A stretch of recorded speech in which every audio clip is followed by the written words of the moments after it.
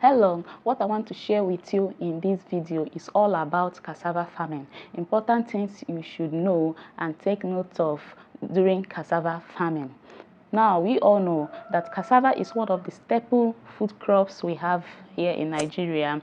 You can make garri from cassava, fufu, and flour from cassava. So, cassava is very important. Now, before you start planting your cassava, there are things you need to take note of. First thing first, you need to get your land. You cannot do any farming without land. You need to secure your land where you will plant.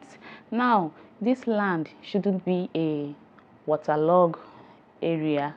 No, cassava doesn't perform well in waterlogged area, otherwise the tubers will decay. The soil also should not be a sandy soil or clay soil. It should be a loamy soil filled with organic matters. That is the kind of land you should go for, and make sure your land is also accessible to you and to your client who will come during the harvest. Now, the second important thing to look out for is to get your cassava stem cuttings. Make sure they are ready. Now, you will be asking yourself, which variety of cassava should I plant and all that. Now, what you need to do when it comes to the particular variety you should plant, that environment where your land is located, what you need to do is go and research the environment. Find out the cassava farmers that are in that locality. Ask them the species they are using. You can buy directly from them, or when they tell you, you go elsewhere and get your stems. So this is how you will do it. The reason is this: if you plant something different from what they are planting, you might not be able to sell your produce, because the market that they plant according to the demand in the market. If you also go to the market and ask people, those who buy the tubers, they will also tell you the kind of species they grow. If you are growing a different species, unless it's on demand, maybe someone an off-taker who will buy it from you immediately after cultivating, then you can plant according to the variety the person wants.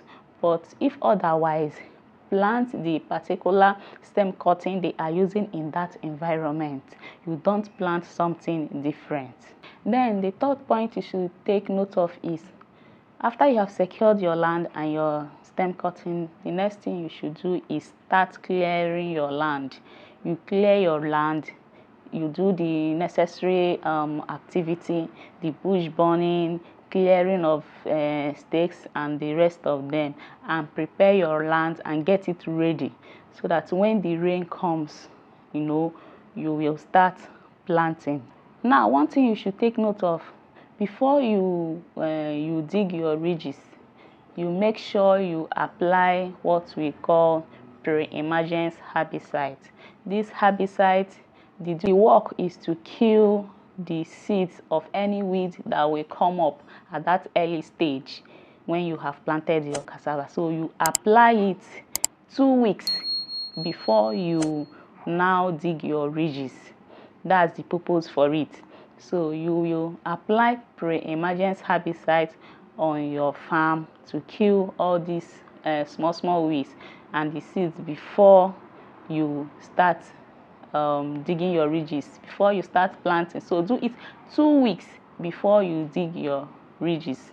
Then after you have done everything about ridging and all that, then you have to wait for the rain to start. Then you can now start planting. Another point is, when should you start planting?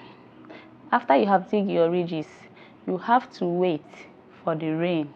Now, the rain has to fall like 3 to 4 times in that environment, so that when you plant, your cassava stem cuttings will not dry. So wait for the rain, let the rain fall for like 3 to 4 times before you can now plant. After planting, you have to wait for 2 months before you can apply your fertilizer. At least at that time the cassava has grown, has come up for you to apply fertilizer. Now you have to take note of this. Before you apply your fertilizer, what you need to do is to weed. You need to weed your farm before you apply any fertilizer. Now to weed your farm, you can use herbicide. If you are into large-scale farming, you can use herbicide to kill weeds in your farm. What you need to do is to get a selective post-emergence herbicide and then use it to kill weeds in your farm. Then if your farm is too small, you can use manual weeding. If you have 1, 2, 3 or 4, you can use manual weeding to get rid of weed in your farm. But when your farm is very large, there is no need for manual weeding. You just need herbicide to kill the weeds at once. After applying the herbicides, then you can now go ahead to apply your fertilizers. Now if you watch this video up to this moment, give me a thumbs up, subscribe, hit the subscribe button. If it is your first time or seeing my face, do well to subscribe to this channel and join this great community. So let's continue. During harvest, you can decide to sell your cassava tuber fresh like that, or you can add value to your produce. I usually tell farmers to make sure they add value to their produce. They should learn how to add value to that particular produce they have. Learn different ways you can add value to it so that you can make more money. Now you can decide to sell your cassava tubers like that, or you go back and then process it, add value to it, get your garri, get your fufu. You know, these are the two basic things you can get from cassava. And your cassava flakes, the one we usually call abacha. So these are the things you can get from cassava. You add value to your produce, you make more money. So as a farmer, as a cassava farmer, you can choose to add value to your raw cassava tubers, or better still, you sell your tubers like that. You will also sell your cassava stem cuttings and also make profit for yourself. Value addition will help you make more money from your produce and also help to prolong the shelf life of your produce also. So with this, I have come to the end of this video. If you find value, give me a thumbs up, hit the like button, and also turn on the notification bell so that you'll be the first to get notified whenever I post a video. And also it might interest you to watch some of my videos. I'll be leaving the link here and here so that you can go and watch them and also find value on them, especially the value addition video that I posted. You go and watch it. Thanks for watching. See you in my next video. Bye.